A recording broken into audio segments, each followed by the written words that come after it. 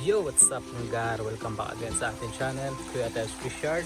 Ginambilan naman yung ating pagbibideo mga gar dahil busy na naman tayo kaninang umaga, no? Dahil linggo ngayon, nagsimba tayo ng umaga, tapos pagdating natin ay nag-igib tayo ng tubig, tapos nag-asikaso na tayo ng mga alimango natin, no? Na kailangan malipat dahil bukas may lakad na naman tayo at mawawala na naman tayo dito ng 5 araw. So nasikaso ko na yung mga kailangan mailagay, no? Yung mga lalo na yung mga nabili natin na alimango nung nakaraang araw at kahapon. Tapos ngayon, no, may mga bago na naman tayong nabili ng alimango, kaya hindi nakakayanin, no, ng ating setup. Halos mapupuno na to pag nailagay yung mga nabili natin kanina, so mapupuno na to. Kaya sa ngayon, no, yung malalaki na muna yung bibili natin, tapos yung mga reject ay hindi na muna dahil sobrang dami. So marami kasing payat, tapos may mga matataba. Nakatuwali nga, pinag-ano ko na to, yung ibang mga lagayan, 2, 3 yung laman, tapos nilagyan ko na lang ng tali para pumasya, ganun mga guys. So sisilipin natin ng kaunti, no, kasi gabi na, mga pasado 9 na. So sisilipin natin ng kaunti to. Kita natin, pasadahan natin kung ano yung mga pagbabago, no, mga limango natin ngayon dito sa ating setup. Yan.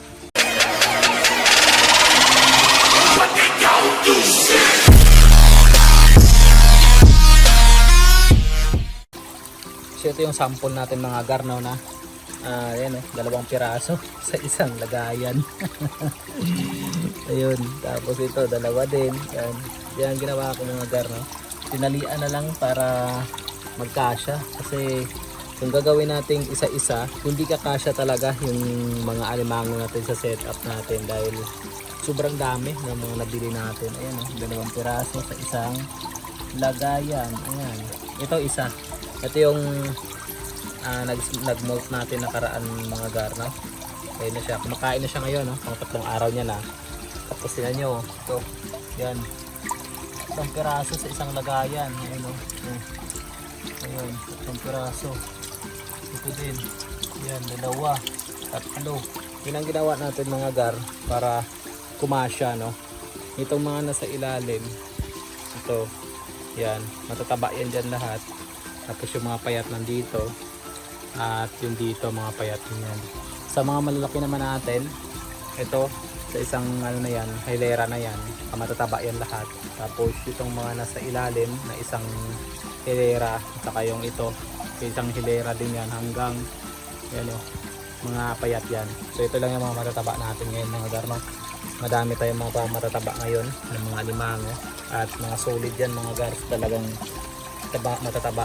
So wala pa itong mga order sa ngayon, at hindi na muna rin ito kuhanan ng pagkain dahil mga bago pa to.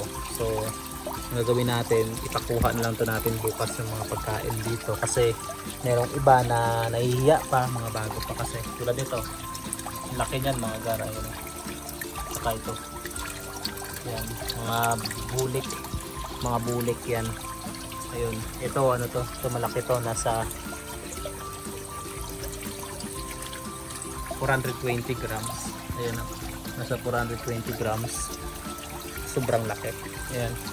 Meron din yan dito na, ayan, 420 din yan. Pero ito naman, pula naman to. Pulahan. Ayan. Ayan. Tapos, yan, may bulik din dito na babae. Ayan na. Bulik. Ayan o.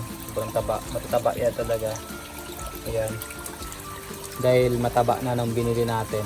So pag nilagay natin dito, malilinis yan sila. Ayan o, ang tapang.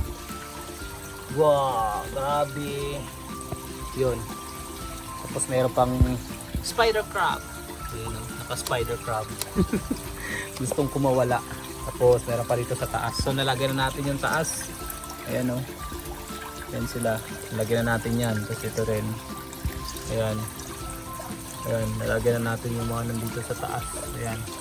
So maganda sana sa araw, pero sunod na lang natin i-vlog na umaga, para ngayon kasi medyo na busy tayo dahil mataas kasi yung tubig ngayon, no? Pag umaga high tide, kaya marami nangunguha ng alimango, kaya medyo madami tayong alimango ngayon. So meron ako nabili kanina mga garno ng mga bagong alimango. Ito yung mga ilalagay sa system bukas, no? Ayan. Ayan. Ito yung mga matataba mga gar. Ayan. Ito yung mga mura lang, no? 130 ang kilo nito. 130 dito, ang bili ko. Ayan, tapos ito din. Mga matataba yan, mga selected. Tapos, ito mga gar, no? Ito naman yung mga payat, mga gar. Na mga malalaki, saka maliliit na mga payat. Ito yung ilalagay natin sa system natin na papatabain. So, tansya ko mga gar, no? Yung mga maliliit, yung mga reject, yung katulad nitong na anuhan ng ilaw. Isang linggo lang, tumataba na sila agad. Maliban na pag ito kasi, pag mga ganito kalalaki, mga ganito, maabot ng 2 to 3 weeks bago tumaba. Pero ito yung mga maliliit, mabilis lang tumaba, mga ano lang, isang linggo lang. Tapos ito rin mga gar, no? Mga matataba din to. Mga bagong bili to kanina, bali bukas to ihahalo sa system. Kasi pinapatanggal yung mga dumi nila dito para sakaling pag ilagay sa system, no, hindi nila mabitbit yung mga dumi na galing sa labas. Ayun, mga malalaki din yan, no. Ayun, ang babae yan. Ito mga lalaki, oh. Ito lalaki din. Yan, ito babae. So wala pang customer to mga gar, no. Nahanapan pa natin to ng mga customers. So ipopost pa natin to sa social media natin para mabenta.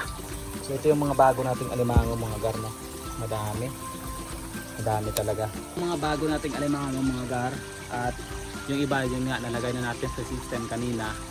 So mawawala kasi tayo ulit ng 5 araw, kaya sila na lang bukas, no. Yung bantay, si tatay yung nagbabantay dito, sila na lang yung maglalagay dito. So mga sa system natin yung mga bago, yung mga natitira. Ayun, so sila na lang yung bahala kung saan na ilalagay. Kaya tandaan naman yan, sinusulatan naman yan. Yun yung isang gagawin. So sila na lang yung bahala bukas. So yun yung update natin na yung mga gar, no. Medyo gabi na kasi matutulog pa tayo, maaga pa tayo magbiyahe bukas. Ayun, so hanggang dito na lang yung video muna natin mga gar. Quick update lang tayo para dun sa ating system. Yan, sobrang dami natin alimango mga gar. Sarap to, sarap. So nandito lang yung video natin mga gar. Hanggang sa muli, ito yung Kuya Ten, sabing to God be the glory.